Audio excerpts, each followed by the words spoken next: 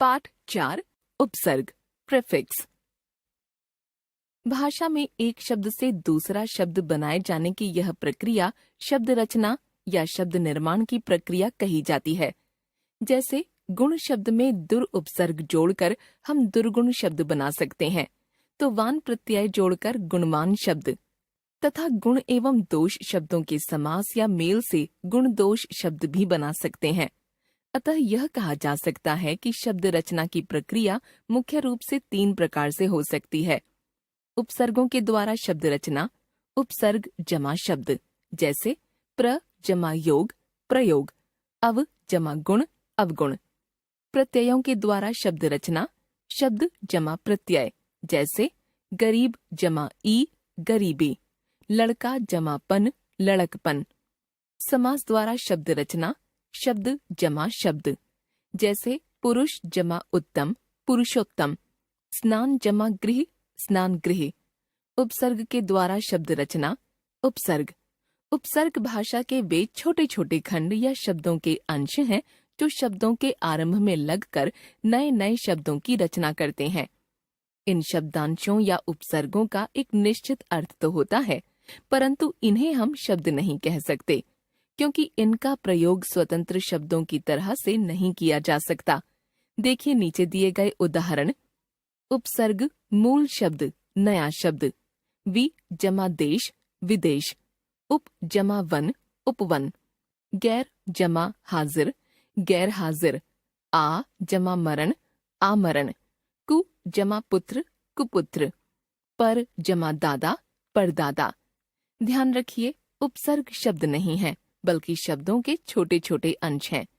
शब्दों की तरह उपसर्गों के भी अर्थ होते हैं, अर्थात ये सार्थक खंड हैं। उपसर्ग शब्दों की तरह अलग से स्वतंत्र रूप में प्रयुक्त नहीं हो सकते, ये भाषा के बद्ध रूप हैं। उपसर्ग हमेशा किसी शब्द के आरंभ में लगकर नए शब्द बनाते हैं। उपसर्गों के भेद। स्रोत के आधार पर जिस प्रकार शब्दों के तत्सम तद्भव देशज तथा आगत या विदेशी आदि भेद किए जाते हैं, उसी प्रकार उपसर्गों के भी स्रोत के आधार पर निम्नलिखित भेद किए जा सकते हैं। तत्सम उपसर्ग या संस्कृत के उपसर्ग। हिंदी में अनेक उपसर्ग संस्कृत से आए हैं। संस्कृत से आने वाले इन उपसर्गों को तत्सम उपसर्ग कहा जाता है। जैसे उपसर्ग अर्थ उदाहरण अति अधिक, अतिरिक्त अत्यधिक, अति जमा अधिक, अत्यंत अति जमा अंत, अत्युत्तम अति जमा उत्तम, अधि ऊपर समीप श्रेष्ठ, अध्यक्ष अधि जमा अक्ष, अधिपति अधिकार अध्यादेश, अधि जमा आदेश, अनु पीछे बाद में आने वाला, अनुसार अनुमान अनुराग अनुभूति अनुशासन, अप बुरा, अपशब्द अपमान अपशकुन अपहरण, अभि सामने और, अभिमान अभिनय अभिप्राय अभियोग, अव बुरा अवमानना अवगुण अवशेष अवकाश अवसान, आ तक आगत आजन्म आमरण आरक्षण आजीवन, उत ऊपर श्रेष्ठ, उत्साह उत्सव उत्पत्ति उत्थान उत्कर्ष उत्तम, उप छोटा निकट समीप, उपवन उपग्रह उपयुक्त उपदेश, दुस या दुर कठिन बुरा, दुस्साहस दुर्बल दुर्गम दुर्लभ दुर्गुण, निस या निर रहित निषेध, निश्चय निर्बल निर्भय निर्विरोध निर्दोष निर्मल निर्जीव, परा विपरीत पीछे, पराकाष्ठा पराजय पराक्रम परामर्श, परि चारों ओर, परिचय परिणय परिणाम परिक्रमा, प्र अधिक, प्रकार प्रयत्न प्रबल प्रयोग प्रवचन प्रधान प्रलय,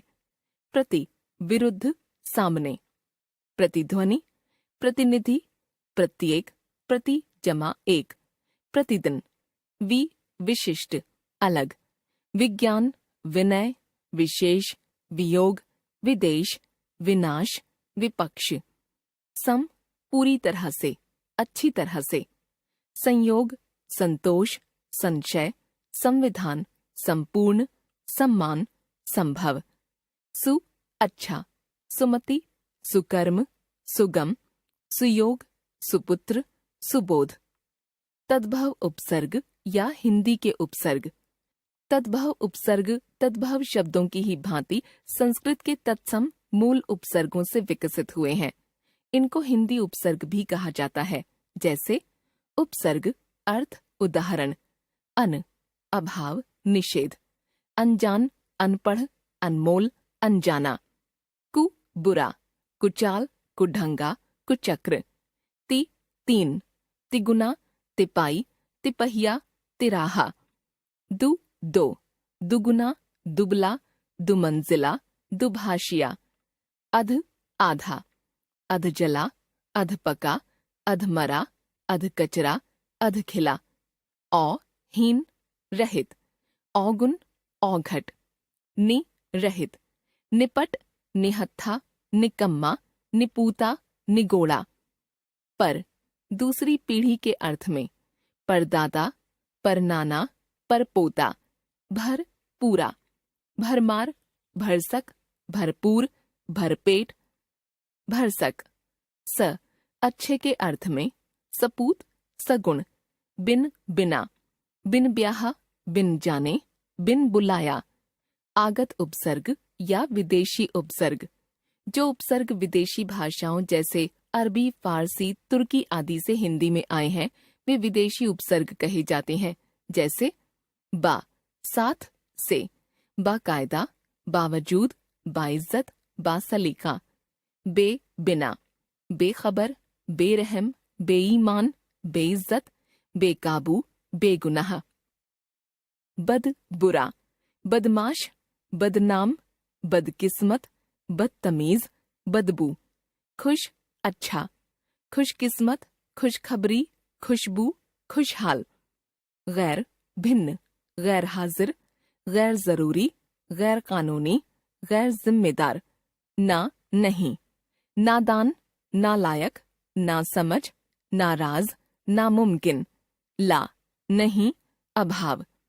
लापरवाह, लाचार, लावारिस, लापता, लाजवाब।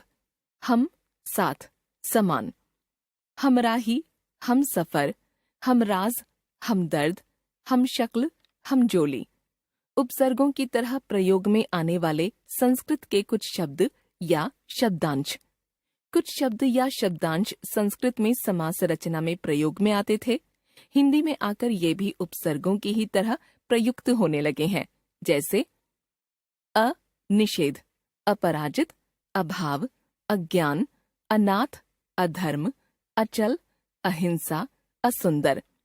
कु, बुरा, कुदृष्टि, कुपुत्र, कुरूप, कुपात्र, कुकर्म। सु, अच्छा, सुलभ, सुयोग, सुपुत्र, सुपात्र। अंतर या अंतः, अंदर। अंतर्राष्ट्रीय, अंतरात्मा, अंतःकरण, अंतःपुर। सत, अच्छा, सत्पुरुष, सत्कर्म, सद्गति, सदाचार। बहिर या बहिष, बाहर, बहिर्मुखी, बहिष्कार। स्व, अपना, स्वदेश, स्वतंत्र, स्वराज्य। पुनर या पुनः, फिर। पुनर्जन्म, पुनरागमन, पुनरुक्ति। चिर, बहुत देर, चिरकाल, चिरजीवी, चिरस्थायी, चिरायु। सम, समान, समकालीन, समकोण, समभाव। सह, साथ, सहपाठी, सहमति, सहयोग।